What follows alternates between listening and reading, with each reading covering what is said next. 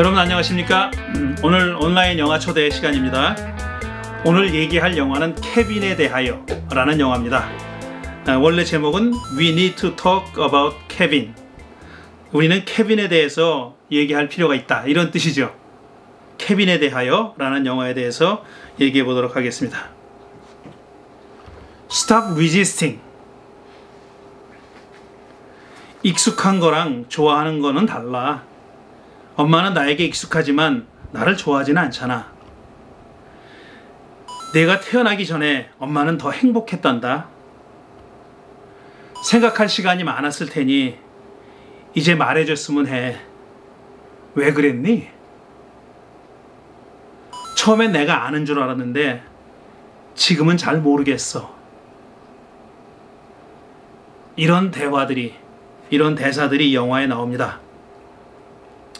맨 처음에 Stop resisting 이란 말은 에바가 케빈을 낳을 때 의사가 한 말입니다.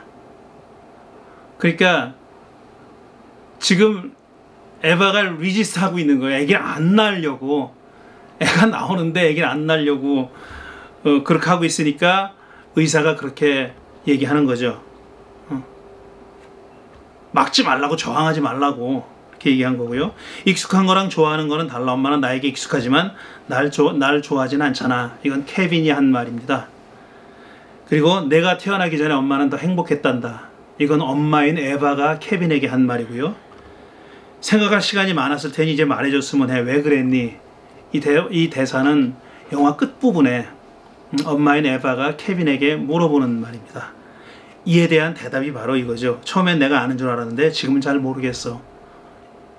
그게 바로 케빈이 엄마의 말해달라는 왜 그랬냐는 질문에 대해서 케빈이 대답한 말입니다. 최근에 본 영화 중에 제게는 가장 충격적인 영화였습니다. 그래서 사실 이 영화를 택할까 말까를 굉장히 많이 고민했습니다.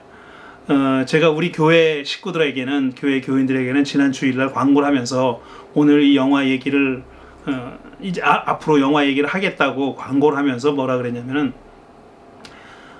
심장이 약한 사람 보지 말라 그랬습니다. 그 정도로 영화가 좀 충격적인 영화입니다. 2011년에 나온 영화인데 그 해에 나온 영화 중에 가장 센세이셔널 했다고 해도 과언이 아닌 그런 영화입니다.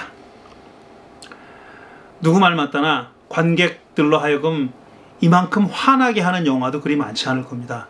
영화를 보고 화가 납니다. 정말 화가 나요. 막 좀 과장해서 말하면 부르르 떨리고 소름이 돋고 막 화가 납니다.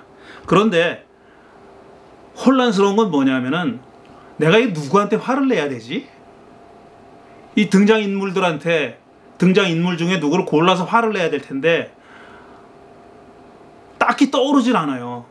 또 어떤 면에서 보면 다 화를 내도 되는 사람이기도 하고, 그러니까 다 화를 유발시키는 사람이기도 하지만 또 한편으로는 그 중에 한 명을 딱 꼬집어 가지고 화를 낼 수도 없는 그런 영화입니다. 등장인물이 없으면은 감독이나 원작자를 찾아가야 되는데 감독도 마찬가지고요, 원작자도 마찬가지고 화를 낼 수가 없어요. 이 주인공인 에바, 케빈의 엄마인 에바에 대해서 화를 내야 될까? 아니면 그 남편인 프랭클린에 대해서 화를 내야 되나? 아니면 또 그 딸, 둘째인 그 딸이 실리아에게 화를 내야 되나? 아니면 이 영화 제목에 들어가 있는 케빈한테 화를 내야 되나? 그 누구에게도, 그 모두에게 다 화가 나지만 그 누구도 한 사람 딱 찍어서 이 사람에게 화를 내야지, 얘가 잘못한 거야, 이 사람이 잘못한 거야 말하기는 좀 힘든 그런 영화입니다. 제가 이렇게 밑도 끝도 없이 그런 얘기를 하니까, 이렇게 얘기하니까 스토리가 궁금하시죠? 제가 미리 좀 말씀드린 분들도 있습니다. 이 영화를 한번 축약된, 소개하는 장면이라도 좀 보시면 좋겠다고. 사실 심장이 약한 사람 보지 말라고 해놓고 소개된 그 짧은 장면들과 한 10분 내외의 조그만 그 클립도 사실은 좀 보기가 쉽지가 않습니다. 어쨌든 스토리를 제가 말로 설명해 드려야 되겠어요. 이 에바는 자유로운 여행가입니다. 그리고 작가예요. 여행한 것을 가지고 글을 쓰는 작가인데 아주 자유분방한 사람이죠. 그러다가 이 사람이 우연히 프랭클린이라는 사람을 만나서 사랑에 빠지고 하룻밤 잤는데 이제 아기가 생겼어요. 근데 에바는, 주인공이 에바인데, 이 에바는 결혼 생활도 원치 않았거니와 또 아기도 당연히 원치 않았습니다. 근데 아기를 원치 않았던 이 에바가 당연히 태어날 아기에 대해서 아주 부정적인 태도를 가지고 있죠. 또 그렇게 태어났어요. 케빈이 태어났는데 이 케빈이 또 성장 과정에서 정말 평범하지 않은 모습을 보여줍니다. 어떻게 애가 이럴 수 있을까 싶은 그런 모습들을 보여줘요. 그러니까 당연히 에바는 케빈이 자기 자식임에도 불구하고 이 정이 가지도 않고 마음에 들지도 않고 심하게 말하면 미워하는 그런 마음까지 생기게 되는 거죠. 케빈은 정말 당혹스러울 정도로 정말 어떤 아기가 그럴 수 있을까 싶을 정도로 이제 아기를 가지고 엄마를 공경에 빠뜨립니다. 그래서 처음에는 에바도 이게 그냥 투정이 심하다 이렇게 생각하고 있었는데 그 정도가 아니었던 거예요. 그래서 이제 아무리 케빈을 이제 얼르고 타이르고 해봤지만 그게 그렇게 노력을 하지만 케빈의 태도가 전혀 요지부동으로 바뀌지가 않습니다. 그래서 드디어 엄마 에바가 인내심이 바닥이 났죠. 인내 극한까지 도저히 참을 수가 없는 거예요. 그래서 이제 신경질적으로 아이를 대하기 시작합니다. 그때 또 어떤 해프닝이 일어나는데 이 에바가 잘못해가지고 케빈의 팔이 부러지는 그런 사고도 일어나게 됩니다. 자, 그럼 케빈은 어떤가 하면은 케빈은 오로지 엄마한테만 그러는 거예요. 자기 아버지 프랭클린한테는 그렇게 스윗한 아들일 수가 없어요. 굉장히 스윗하고 엄마를 대하는 태도와 아빠를 대하는 태도가 정말 180도로 다릅니다. 그러니까 아버지하고는 정말 원만한 관계를 유지하니까 엄마 말을 안 믿는 거예요. 자기 와이프 말을 프랭클린이 믿질 않습니다. 자기한테 너무 잘해주니까 그런 악행을 하고 한다는 것을 믿지를 못해요.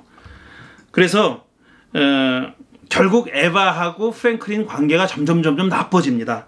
그리고 당연히 에바도 이 인내심의 극한까지 다 갔기 때문에 자기 아들 케빈에 대해서 좋게 대할 수가 없고 점점 파국으로 빠지는 그런 비극적인 일이 벌어집니다.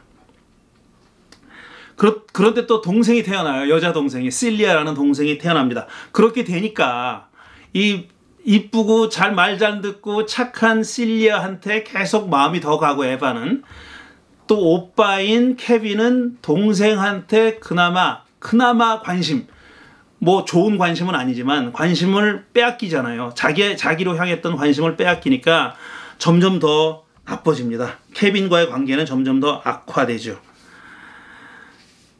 케빈이 그래서 나중에는 자기 동생 실리아, 그 어린 동생에게까지 해코지합니다. 그 실리아가 키우고 애지중지하게 키우고 있는 기니피니를 몰래 죽입니다.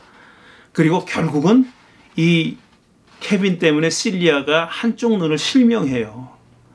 물증이 없어요. 그런데 그 케빈이 그랬다는 물증이 없고 단지 에바는 이건 당연히 케빈이 그랬다고 그렇게 생각하죠. 그래서 이 에바는 실리아라도 보호해야 되겠다는 생각을 합니다. 그렇지만 그런 얘기를 남편한테 얘기했더니 이제 말도 안 된다고. 남편은 뭐 막 케빈을 감싸고 돌죠. 당연히 자기한테는 잘해주니까 케빈을 감싸고 돌고 점점 부부 사이는 악화되고 그러다가 급기야는 밤에 둘이 막 이제 거의 부부싸움 같이 붙었어요. 뭐 이혼 얘기까지 나오고 막 그러는데 그 얘기를 케빈이 우연히 듣습니다. 그래서 자기 때문에 이런 일이 벌어졌다는 것을 알게 되고요. 그러니까 점점 나빠지는 거죠. 그러다가 이제 케빈이 하이스쿨 가게 됐어요. 그리고 16살이 돼가지고 16살 되는 생일에 아버지가 활을 사줘요. 근데 그 활이 장난감 활이 아니라 정말 양궁 있죠. 시합하는 것 같은 양궁. 그런 양궁을 사줘요. 화살 넣고 쏘면은 사람을 죽일 수 있는 그런 활을 사줍니다. 근데 그 활로 계속 장난을 하다가 결국은 어떻게 되냐면은 나중에 그 활로 자기 아버지 프랭클린하고 실리아를 죽여요. 그리고 학교에 가서 이 케빈이 학교에 가가지고 자기가 아마존인지 어디 주문한 그 자전거 그 잠그는 자물통이잖아요. 그걸로 체육관에 들어가는 문을 다 잠궈 놓고 그렇게 학생들 그 안에다 가둬놓고 하나하나 활을 쏴가지고 학살을 합니다. 굉장히 많은 아이들이 죽어요. 결국 잡혀요. 경찰이 와가지고 다 잡아갑니다. 잡아가는데 그 잡혀가는데 엄마를 보고 이 짓는 표정은 정말 소름이 쫙 끼칠 정도로 그런 표정을 짓고 잡혀갑니다. 그리고 나서 이제 재판이 벌어지죠. 재판이 벌어지고 얘는 소년원에 가요. 케빈은 소년원에 가는데 이런 일이 일어나자 정말 잘 나가는 여행 작가였던 이 에바가 정말 급전직하합니다. 남편하고 딸 죽었죠. 그 다음에 온 동네 사람들한테 욕을 먹는 거예요. 그렇지 않겠어요? 자기 아들이 그렇게 아이들을 많이 죽였는데 그렇지 않겠습니까? 그래서 그렇게 잘 나가던 여행 작가가 졸지에 실업자가 됐죠. 그 다음에 손가락질 당하고 막 린치도 당합니다. 길 가다가 어떤 사람이 다 상냥하게 다가오더니 그냥 뺨을 어우 전 진짜 저렇게 진짜 맞아요. 근데 굉장히 아팠겠다 싶을 정도로 얻어맞고 막 그렇게 그냥 그 외톨이가 돼서 살고 그렇게 급전직하해버려요. 그 에바의 삶은 정말 자유분방하고 결혼하기 전에 그러니까 케빈을 낳기 전에는 자유분방하고 자기 하고 싶은 거 다 하고 그러면서 유명해지고 막 이런 삶을 살다가 졸지에 그냥 이렇게 된 거예요. 2년이 지났습니다. 아이가 소년원에 가고 2년이 지나지 성인이 됐으니까 성인 교도소로 옮기는데 옮기기 직전에 면회를 가요. 에바가 면회를 가가지고 케빈을 만나가지고 얘기를 합니다. 그때 제가 앞에서 인용했던 그 질문을 합니다. 이제 시간이 많이 흘렀으니까 이제 말해다오. 왜 그랬니? Why? 하고 물어봐요. 왜 그랬냐고. 그랬더니 케빈이 대답하는 게 자기가 처음에는 내가 아는 줄 알았다.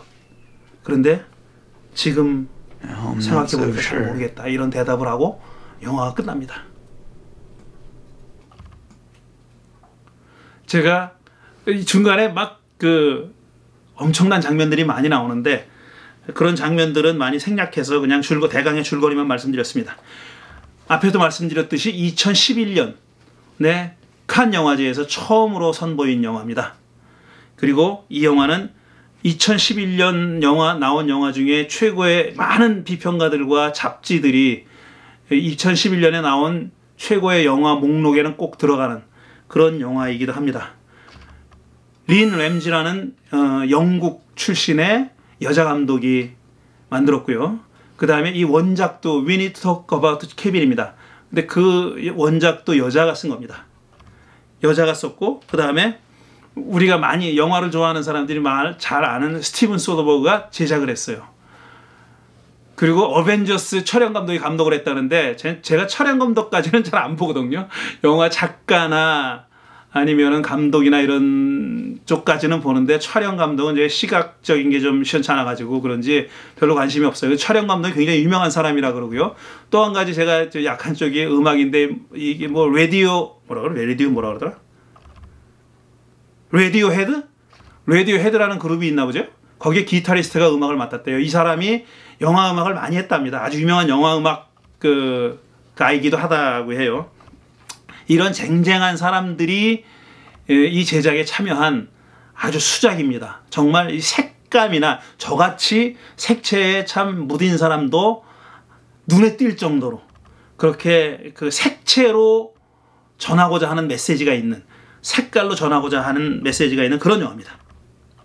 이 영화와 감독에 대한 그 감독과 배우들에 대한 극찬은 제가 정말 적어왔는데 말씀드리지 않겠습니다. 정말 극찬입니다. 그리고 제가 또 개인적으로는 틸다 스윈턴이라는 배우를 굉장히 좋아해요. 그 사람이 나온 영화도 뭐 굉장히 블록버스터 영화에도 나오고 그 다음에 작가주의 영화에도 나오고 독립 영화에도 나오고 그러니까 제가 보기에는 이 사람은 작품이 마음에 들면은 나오는 거예요. 작품이 마음에 들면은 그 영화의 예산이 얼마인지 뭐 이런 거 생각 안 하고 작품이 마음에 들고 그 다음에 제작하는 스태프들이 마음에 들면은 나오는 사람인 것 같아요.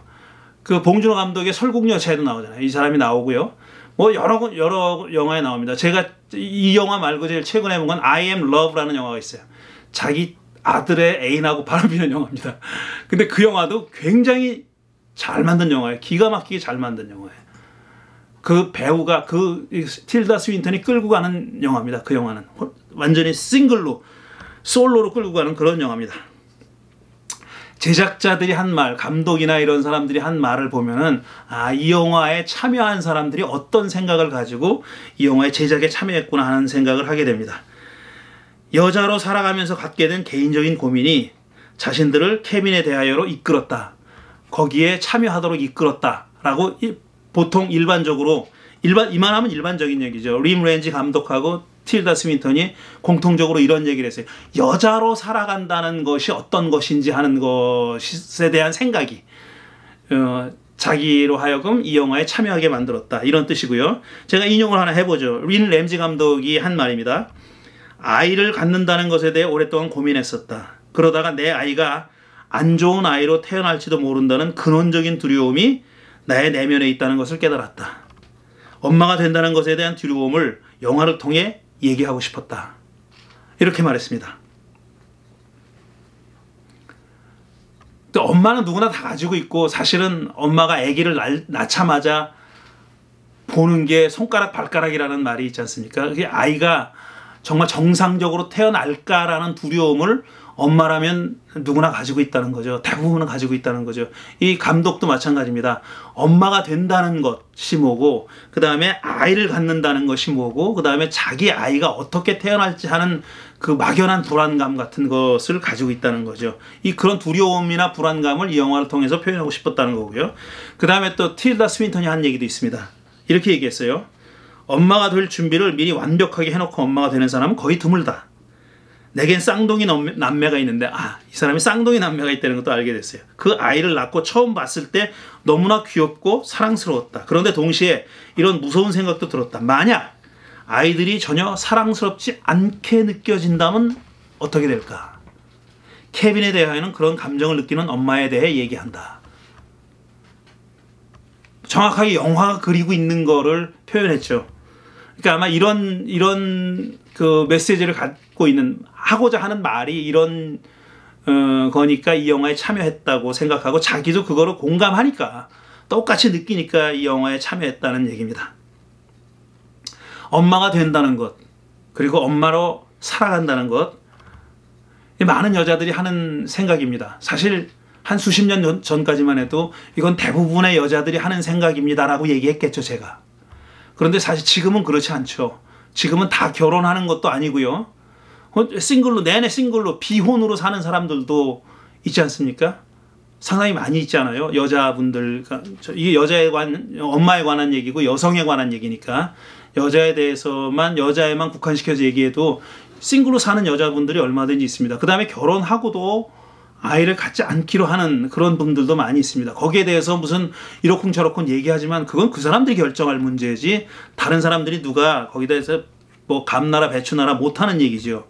어쨌든 지금도 여전히 2010년에도 21세기에도 많은 여자들이 엄마가 되고요. 그 다음에 엄마로 살아가고 있습니다. 엄마로 살아가고 있는데, 근데 사실 이 얘기, 그러니까 대부분의 사람들이 이렇게 살아가니까 엄마가 된다는 것이 뭐냐, 엄마로 살아가는 것이 뭐냐에 대한 얘기를 사실 입에 올려야 되는 거죠. 많이 얘기해야 되죠. 그리고 많이 토론도 해야 되고 자기 경험도 얘기해야 되고 내 경험에 뭐가 문제가 있는지, 다른 사람들로부터 뭘 배울 수 있는지, 그런 생각을 가지고 많이 공론의 장에 내놔야 되는 얘기인데, 그런 주제인데 사실 그러지 않지 않습니까? 엄마로 살아가는 것이 뭔지, 엄마가 된다는 것이 뭔지에 대해서 그 누구도 쉽게 얘기하지 못하고요, 사실은. 그 다음에 얘기의 판이 벌어지더라도 얼마나 솔직하게 자기 얘기를 할까 생각해 보면은 별로 그렇지 않다는 그런 생각이 듭니다. 오랫동안 여자가 엄마가 된다는 것은 자연스럽다고 생각했지만 지금은 더 이상 그렇지 않습니다. 게다가 또 모성이 본능이라고들 얘기하는데 요즘은 그렇게 말하는 사람들은 거의 없습니다. 모성을 본능이라고 생각하는 사람은 없고요. 모성도 사실 후천적이고 그것도 만들어지는 것이다 라고 얘기하죠.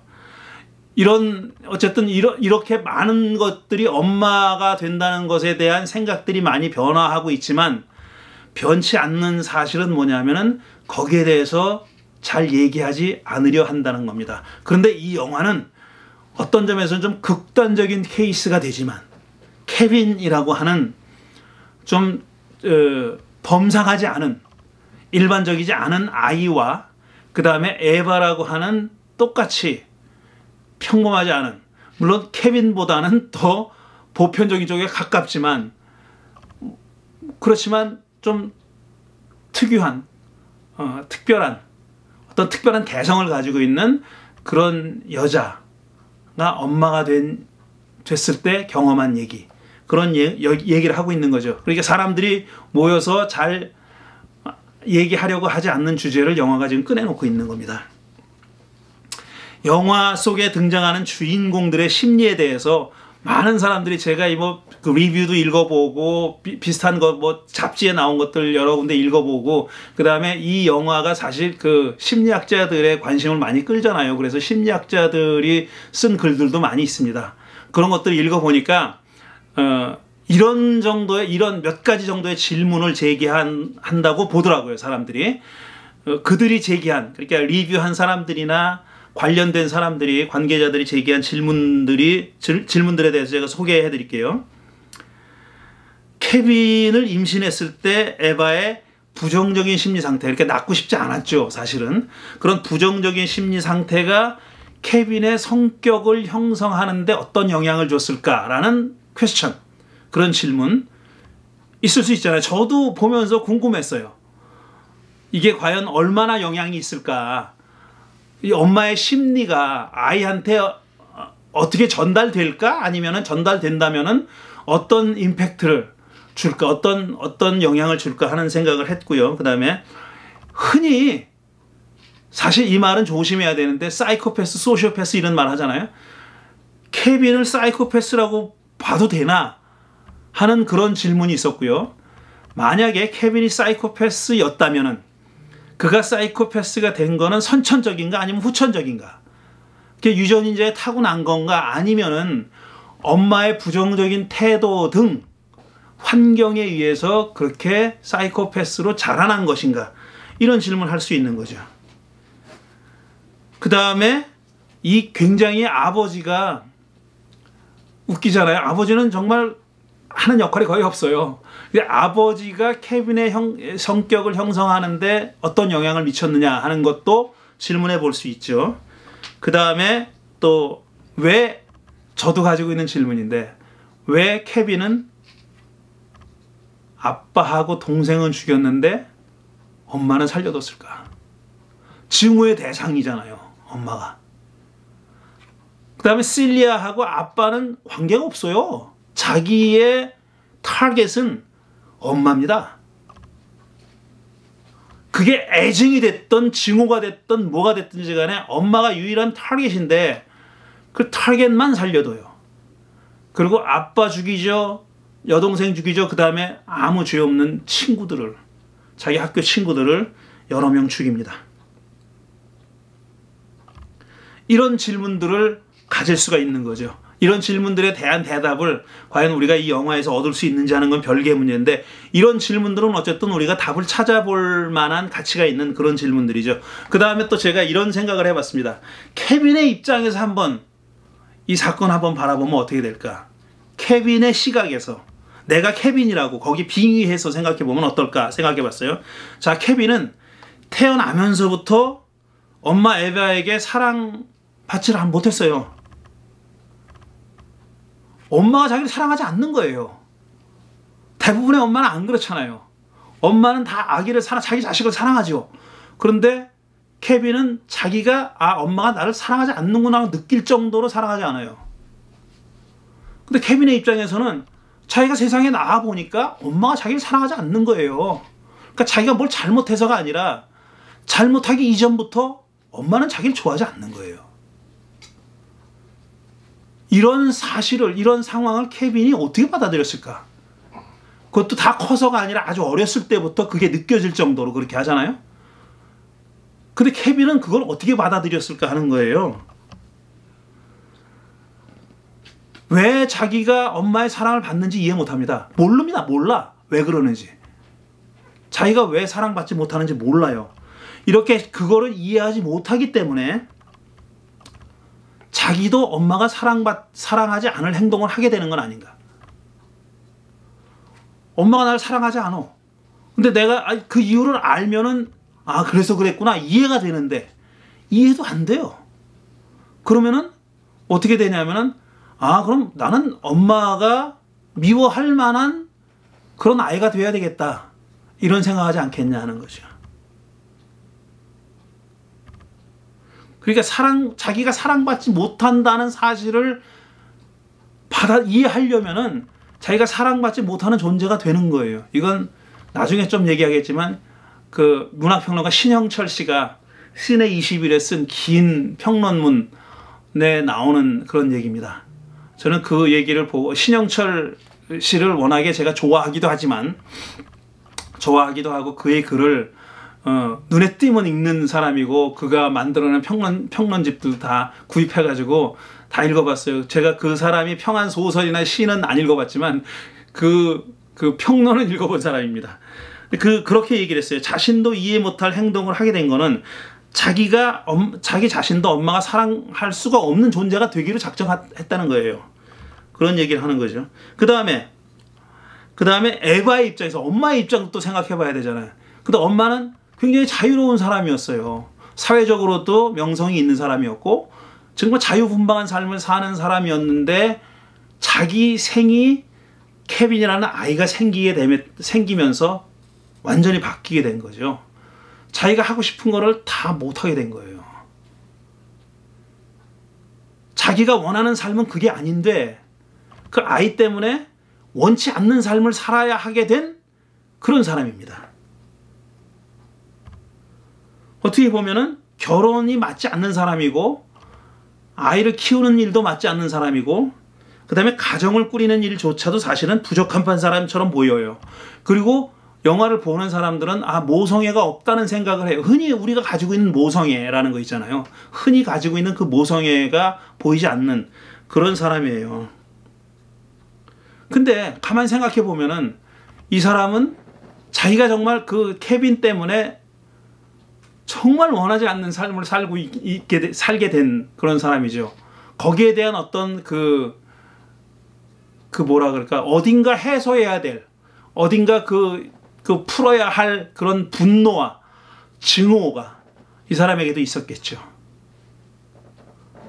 사람들이 흔히 모성 얘기하는데 모성이 선천적인 것이 아니라면은 에바가 그렇게 된 것도 어떤 면에서는 이해할 수 있다는 거예요. 제가 처음에 말씀드린 대로 누굴 욕을 해야 되겠는데 영화를 보면서 아, 이건 얘 탓이구나, 얘가 잘못했구나 하고 욕을 해야 되는데 누구도 혼자 욕먹을 사람이 없는 거예요. 에바도 마찬가지예요. 에바도 이 사람 혼자만을 탓하기는 좀 어려운 그런 상황이고요. 그 다음에 또 저는 영화적으로는 좋은 그 결말이에요. 영화적으로는 좋은 결말인데 사실은 영화는 답은 주지 않습니다. 답이 없는 영화예요. 이게 뭘 어떻게 해야 되겠다는 얘기는 없는 그런 영화죠. 뭐 그건 어쩔 수 없어요. 그게 그랬으니까. 영화는 또 그럴 수도 있으니까 얼마든지 그럴 수 있는 얘기니까 답을 주지 않으니까 우리가 답을 찾든지 아니면은 다른 얘기를 해야 되는 거죠. 저는 답을 찾는 거는 포기했습니다. 근데 다른 얘기를 할 수밖에 없게 됐죠. 제가 아까 금방 그 신영철 씨의 얘기를 좀 했는데 신영철 씨가 쓴 글을 조금 소개해 드릴게요. 워낙에 잘 썼어요. 글이. 좀 소개해 드릴게요. 케빈을 사이코패스나 소시오패스로 보고 에바를 모성이 부족한 여자로 규정하는 것에 반대합니다. 이 사람은. 그렇게 하지 말아야 된다고 생각합니다. 그리고 제가 인용을 할게요. 이 사람이 이런 글을 남겼습니다. 이런 문장. 좋은 서사란, 그러니까 좋은 내러티브란 대체로 그런 식의 거친 규정을 무너뜨리기 위해 이렇게 얘는 소시오패스다, 얘는 모성애가 없다, 이런 식의 단칼로 잘라버리는 그런 규정, 그런 식의 거친 규정을 무너뜨리기 위해 고안한 정교한 발파장치다. 이 영화는 그렇게 거칠게 규정하지 못하도록 만든다는 얘기죠. 그러니까 이 영화가 좋은 영화라는 얘기예요. 그걸 거칠게 규정하지 않게 만들어주는 그런 영화니까 관객들로 하여금 누구 한 사람 지목해가지고 그 사람을 블레임하는 것으로 끝나게 만들어주지 않는 그런 좋은 서사다, 이런 얘기입니다.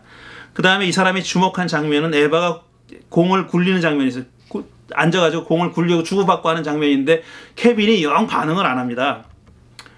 근데 이 신영철 씨는 그 장면을 뭐라 그러냐면 케빈이 엄마를 테스트하는 장면이다. 자기에 대한 엄마의 태도를, 자기를 어떻게 보는지 테스트하는 장면이다라고 봤어요. 그런데 케빈이 영 반응 안 하거든요. 그 공을 굴리면 마저 굴려줘야 되는데 반응 안 하니까 엄마가 뭐라 그러냐면은 거기서 엄마는 내가 태어나기 전에 더 행복했어. 이런 말을 해요. 하지 말았어야 할 말이죠. 근데 사실 이렇게 말하는 것도 하지 말았어야 될 말이라고 말하는 것도 사실 제3자적인 시각입니다. 에바라고 그걸 몰랐겠어요? 하지 말았어야 되는 말이라는 걸 몰랐겠습니까? 그런데 그 말이 튀어나온 거죠. 자기의 그 상황, 그 다음에 케빈의 태도, 줄곧 자기에게 그 보여주는 반응, 이런 것들 때문에 이 분노가 그게 달해서 그 말이 튀어나온 거죠. 엄마는 내가 태어나기 전에 행복했어. 그러니까 너는 태어나지 말았어야 돼. 이런 말이잖아요. 그런 말을 하는 거죠. 그 다음에 이게 이사를 가가지고 에바가 자기 방을 꾸며요. 근데 자기가 여행 작가잖아요. 그러니까 자기가 돌아다닌 세계 지도를 붙여놓고 돌아다닌 거 다 해놓고 사진 붙여놓고 막 그렇게 꾸며놨어요. 근데 그 방에서 그렇게 꾸며놓자마자 케빈이 막 물감 들어 물총을 쏴가지고 다 망가뜨립니다. 다 망가뜨려요.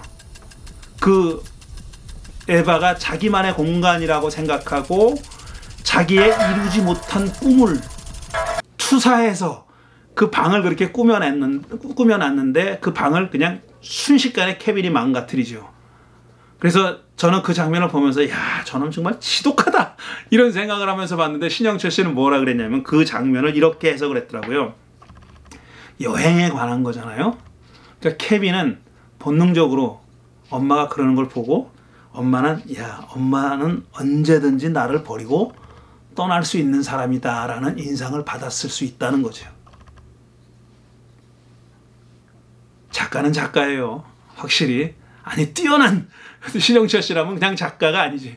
뛰어난 작가는 작가예요. 언제든지 떠날 수 있는 엄마, 언제든지 자기가 버림받을 수 있다는 그런 메시지를 거기서 봤다는 거죠.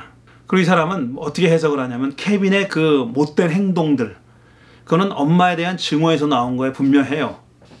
엄마가 미운 거예요. 자기를 싫어하는, 좋아하지 않는 엄마가 미운 거예요. 그런데 동시에 신영철 씨는 뭘 봤냐면 그게 다 엄마에게 구애하는 거다. 지금 사랑을 구걸하는 거다. 사랑을 달라고 지금 그러는 거다. 이렇게 봤더라고요.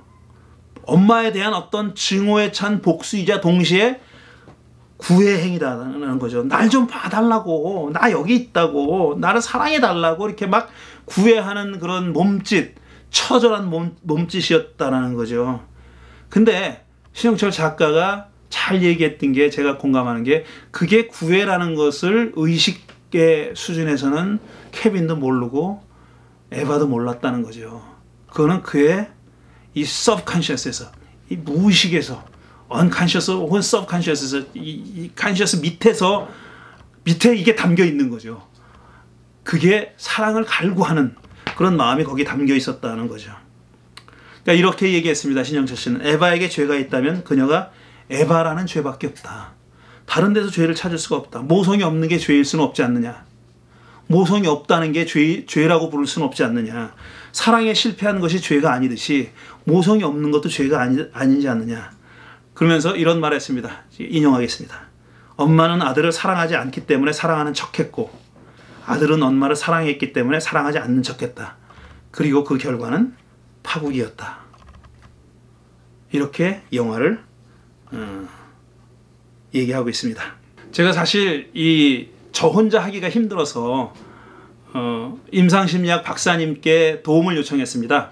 그야말로 구걸을 하고 구애를 했는데 굉장히 힘들어 하시더라고요. 같이 얘기하는 것에 대해서는 이렇게 카메라 앞에 서가지고 같이 얘기하는 건 힘들어 하시고 그 대신 이 영화를 보시고 느끼신 점에 대해서 저한테 긴 글을 써주셨어요. 제가 그거를 참고해서 지금 말씀드리는 거고 또 그 글에서 그 영감을 받아가지고 조금 찾아보고 공부를 좀 했습니다.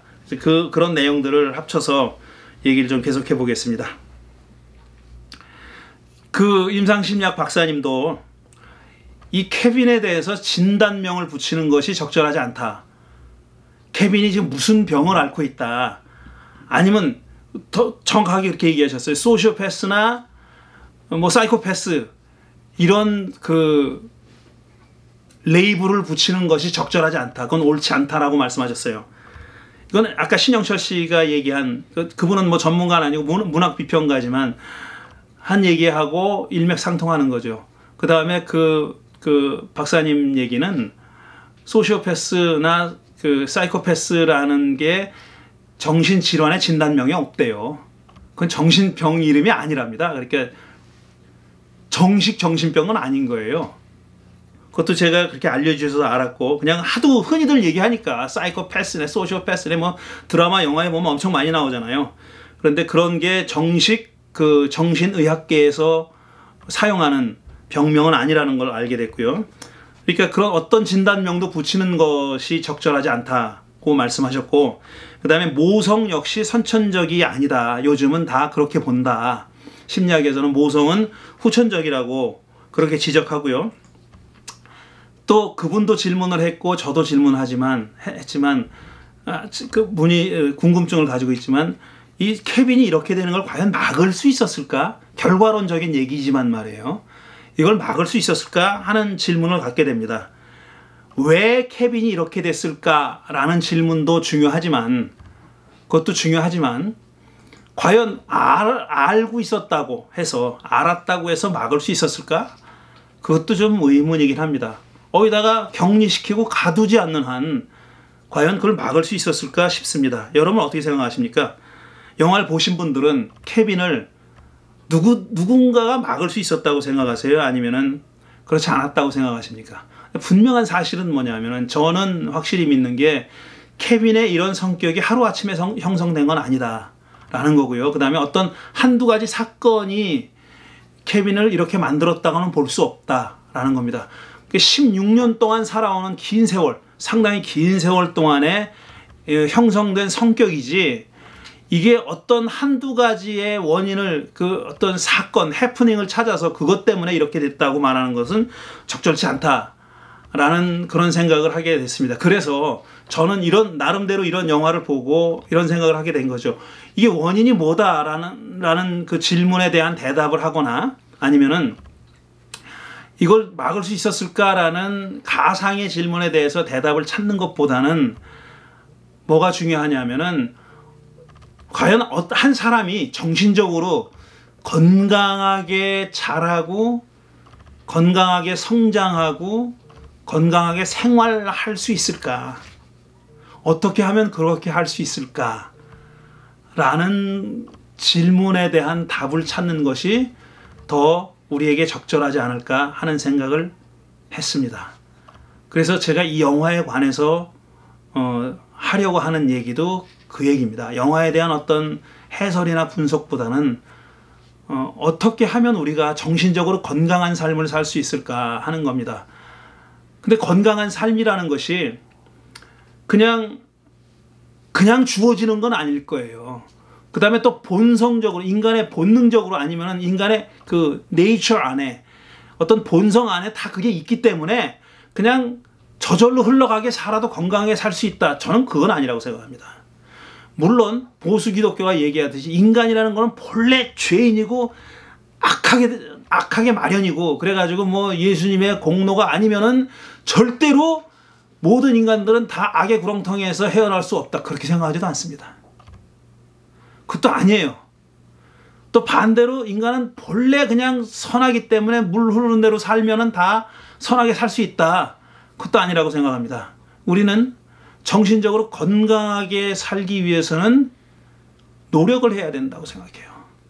어떤 게 건강한 삶인지, 어떻게 하면 그렇게 살 수 있는지 하는 것을 노력을 해야 돼. 공부도 해야 되고, 수련도 해야 되고, 어떤 실천도 해야 되고, 이런 모든 것들이 다, 물론 저는 기독교인이니까 기도도 해야 합니다.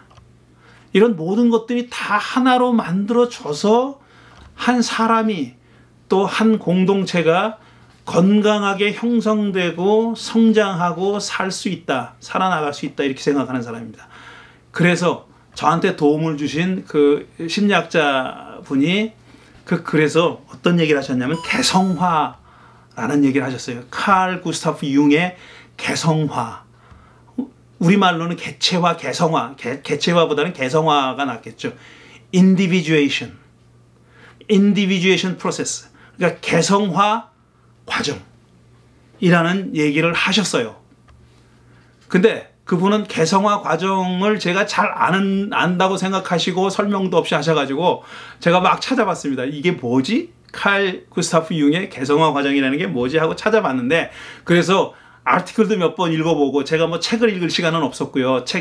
우리 뒤져보니까 우리 집에 그런 책이 없더라고요. 그래서 제가 반성을 좀 했습니다. 아, 내가 이게 사이콜로지에 대해서 정말 그동안 무관심했구나. 무심했구나 하는 생각을 했어요. 근데 어쨌든 이런 아티클들을, 인터넷에 있는 아티클들을 찾아봤어요. 찾아보니까 조금 이제 좀 줄기가 잡혔어요. 그렇지만 제가 지금 이 시간에 그 칼 구스타프 융이 얘기한 개성화 과정을 다 얘기할 수는 없고, 제가 소화하는 대로 제 말로, 제 언어로, 그러니까 신학을 공부하는 사람으로서 또 성사학을 하는 사람으로서 제 언어로 한번 표현해 보도록 하겠습니다. 개성화 과정의 골은 뭐냐면은 온전한 인간이 되는 거예요. 건강한 인간. 정신적으로 건강한 인간. 그러니까 통전적으로 건강한 인간이 되는 거죠. 그거를 구약에서는 샬롬이라고 얘기하는 겁니다. 그러니까 홀리 건강한 사람. 전적으로. 어떤 한 부분이 아니라 전적으로 통전적으로 건강한 상태를 샬롬이라고 그러는데, 한 인간이 그렇게 온전한 인간이 되는 것이 골입니다. 즉 칼 구스타프 융이 자기의 이론의 골은 뭐냐면, 한 사람이 이렇게 온전히 건전한 사람 되는 것, 건강한 사람이 되는 거예요. 근데 그 사람은, 그 융은 그거를 계속 절차, 과정과 이렇게 분석을 해놓은 거예요. 과정에 대해서 분석을 해놨어요. 이런저런 요소들이 있고, 이런 요소들을 이렇게 극복하고 어떻게 해서 그런 단계로 나아갈 수 있다고 그렇게 설명을 해놓은 건데, 저는 그 얘기를 보고 그의 글을, 뭐 짧은 지식이지만 그렇게 공부하고 나서 든 생각이, 아, 이게 신학자들이 왜 칼 구스타프 융을 이렇게 좋아하는지, 다른 어떤 정신분석가나 심리학자들이나 정신분석학자들, 그러니까 예를 들어 지금부터 프로이드 같은 사람보다는 훨씬 칼 구스타프 융을 좋아합니다. 좋아하는 이유가 있구나 하는 걸 알게 됐어요. 물론 구스타프 융이 목회자의 아들이에요. 그리고 기독교인이고, 기독교에 굉장히 친숙한 사람이고, 기독교의 메시지에 공감하는 사람이고, 많은 점에서 자기의 그 연구의 고울은, 그러니까 기독교가 말하는 구원, 그걸 온전한 인간이에요. 그러니까 그거하고 별 차이가 없어요. 근데 문제는 뭐라고 생각하냐면, 교회가 이거 정신 분석이나 아니면은 심리학 같은 것을 너무 무식하게 배척한다는 것에 대한 반감을 가지고 있는 사람이에요. 근데 이 양반이 하는 얘기는 결국은 온전한 인간이 되기 위해서는, 제 언어로 표현하는 겁니다. 온전한 인간이 되기 위해서는 우리 인간 안에 있는 두 가지 상반되는 그런 상반되는 면들이 있다는 걸 일단 인식해야 돼요. 바울이 나는 곤고한 사람이다. 누가 이 고통에서, 이 죄에서 나를 구원해 줄 거야 하고 탄식하잖아요. 그건 바울이 특히 못나서가 아니라 바울로 대표되는 모든 인간들이 내재적으로 가지고 있는 그런 요소, 어두운 면, 그걸 기독교에서는 죄라 그러는 거고, 그 다음에 제가 이해하는 한 융은 그걸 그림자라고 얘기해요. 섀도우라고. 그림자라고 얘기했어요. 그게 이제 이렇게 억눌려 있는 거예요.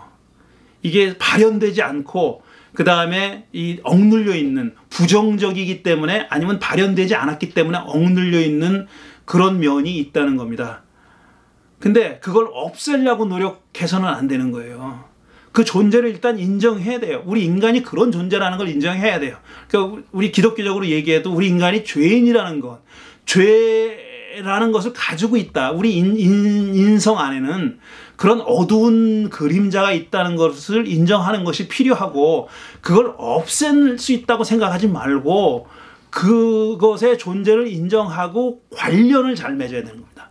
그것과의 관계를 제대로 맺어야 된다는 거죠. 그게 어두운 채 그냥 남아있는 건 아니에요. 우리가 제대로 밝은 면하고 관련을 맺으면은 관련을 잘 좋은 관계를 맺으면 그 어두운 면이 점점 사라진다는 거예요. 점점 희석되고 사라진다는 거예요. 그게 궁극적으로 없어지는 건 모르겠어요. 하지만 어느 정도 굉장히 억제할 수 있고 그걸 밝게 바꿀 수 있다는 겁니다. 그런데 그 과정은 저절로 이루어지는 건 아니에요. 절로 이루어지는 건 아니고 부단히 우리가 노력을 해야 되는 겁니다. 근데 노력의 첫 단계는 뭐냐면 그걸 인정하는 거예요. 그것의 존재를 인정하는 거예요.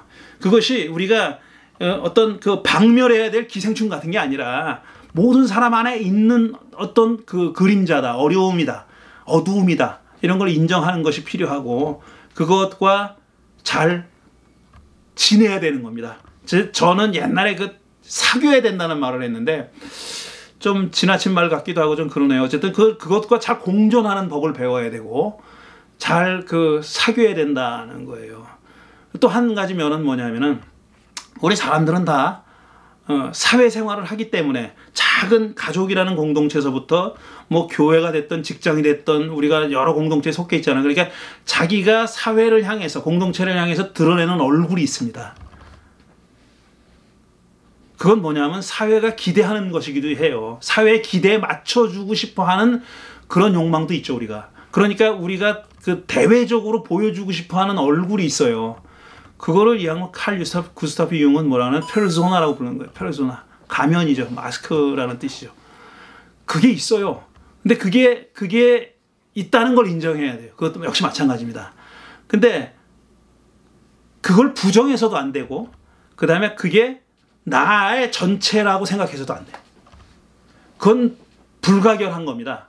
우리가 사회생활을 하는 한 우리가 뭐 로빈슨 크루소처럼 무인도 가서 혼자 살지 않는 한 내 주위에 아무도 없지 않는 한 누구랑 같이 매일 부대끼며 살아야 되는 한 내가 그 사람들에게 보여주고 싶은 얼굴이 있고 또 그 사람이 나를 보는 시각에 따른 내 얼굴이 있어요. 그게 있어요.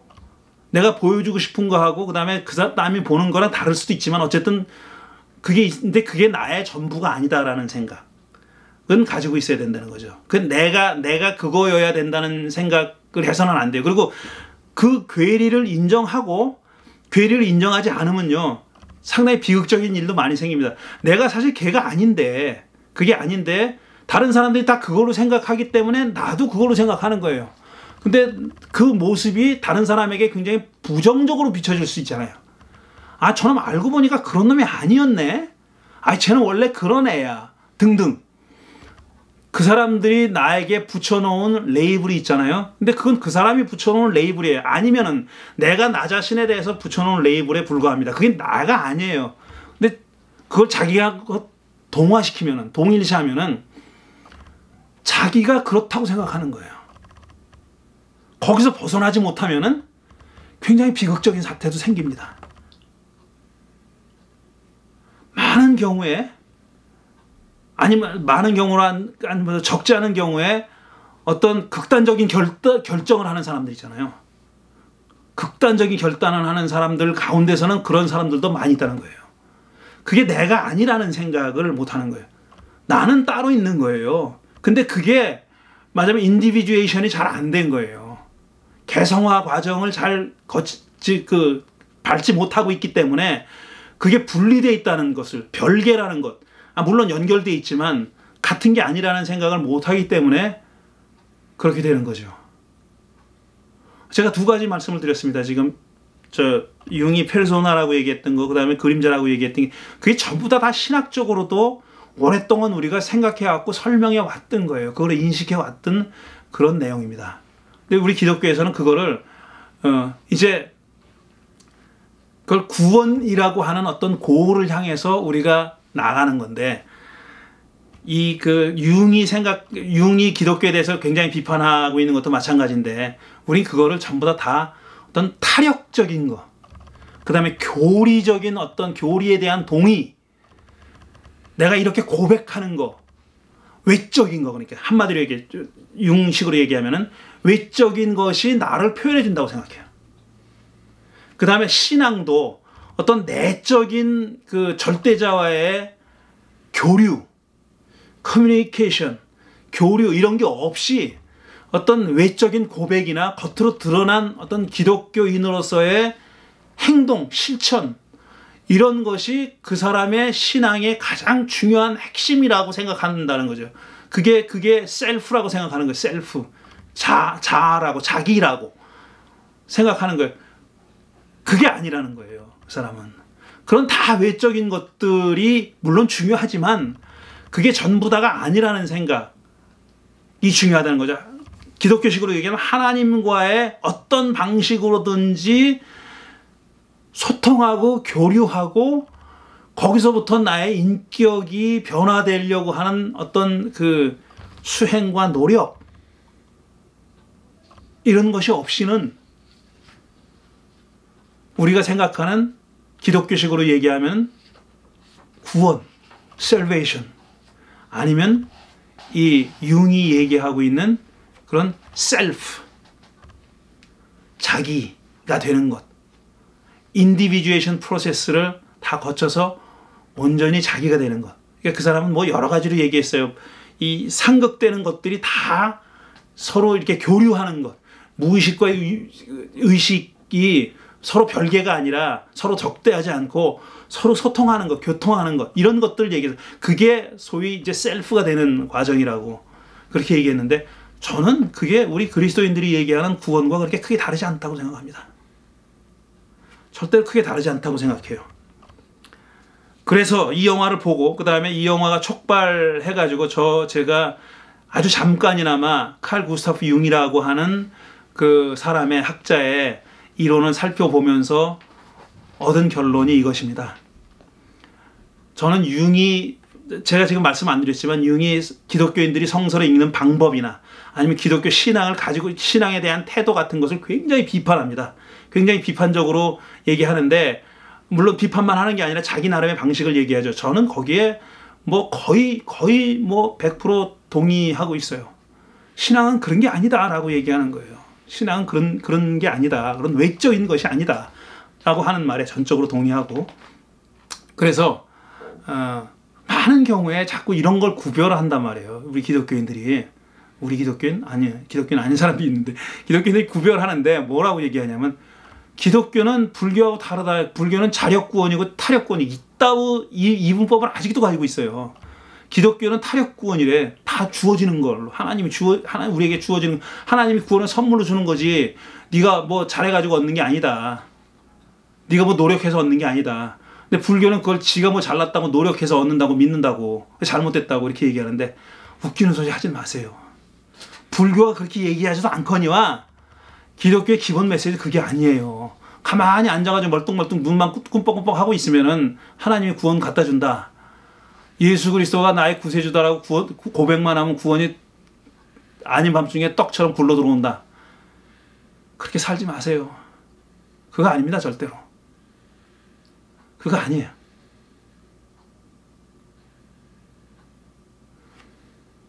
지금 융이 얘기했듯이 계속 완성되지 않는 그런 걸음을 걸어가는 겁니다.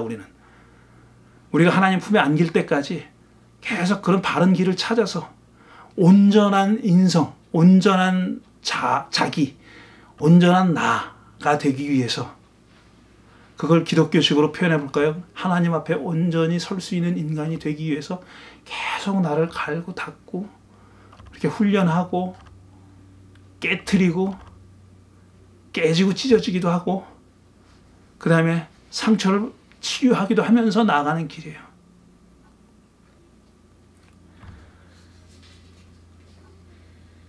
이 영화는 제가 뭐 유명한 그 음악가가 음악을 했다 그랬잖아요. 그 라디오 헤드라는 중간중간에 노래가 나와요. 근데 제가 노래를 잘 안 듣거든요. 근데 이 영화는 중간중간 노래가 나오고 대부분의 영화가 맨 마지막에 엔딩 노래가 나오잖아요. 근데 이 린 램지 감독은 그 노래에서도 상당히 메시지를 전하고 있어요. 중간에 이런 대목이 있어요. 그 에바가 케빈의 방을 막 청소할 때 나오는 노래가 있는데 가사가 이렇습니다. 어느 날 고아의 집 옆을 천천히 지나가고 있었네. 내가 왜 그러고 있냐고 물었을 때 소녀는 울며 대답했지. 나는 그 누구의 아이도 아니에요. 나는 엄마의 키스를 받아보지 못했어요. 아무도 나를 원하지 않아요. 노래 가사가 이래요. 이런 노래가 나와요.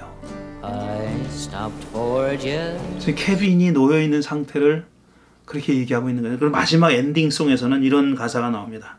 이제 엄마를 떠올릴 때면 얼마나 자주 그녀가 그랬는지. 그녀의 cheer라고 얘기했어요. cheer는 뭐 기분이라고도 해도 되고 뭐 갈채, 뭐 격려 이런 뜻도 있는데 그녀의 cheer를 느꼈었어요.